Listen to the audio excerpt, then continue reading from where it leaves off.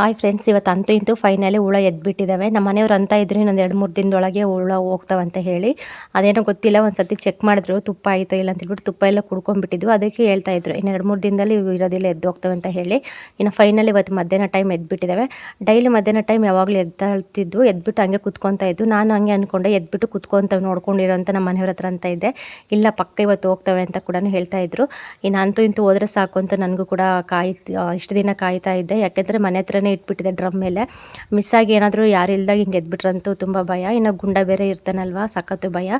ಇದು ಫಸ್ಟ್ಗೆ ಸ್ಟಾರ್ಟಿಂಗ್ ಇಟ್ಟಿದಾಗ ಚಿಕ್ಕದಾಗಿತ್ತು. ಇವಾಗ ಬರ್ತಾ ಬರ್ತಾ ದಿನಕ್ಕೂ ಸಖತ್ತು ದೊಡ್ಡದಾಗೆ ಜೇನು ಇದಾಗ್ತಾ ಇತ್ತು. ನೋಡ್ತಾ ಇರ್ಬೋದು, ತುಪ್ಪ ಎಲ್ಲ ಕುಡಿದ್ಬಿಟ್ಟು ಇದೊಂದು ಬಿಟ್ಟು ಹೋಗ್ಬಿಟ್ಟಿದ್ದಾವೆ.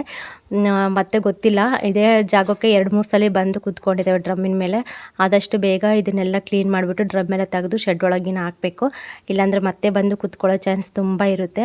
ಓಕೆ ಫ್ರೆಂಡ್ಸ್, ಚಿಕ್ಕ ಮಿನಿ ವ್ಲಾಗ್ ಇಷ್ಟ ಆದರೆ ಲೈಕ್ ಮಾಡಿ, ಕಮೆಂಟ್ ಮಾಡಿ, ಶೇರ್ ಮಾಡಿ, ಹಾಗೆ ಸಬ್ಸ್ಕ್ರೈಬ್ ಮಾಡ್ಕೊಳ್ಳಿ ಚಾನಲ್.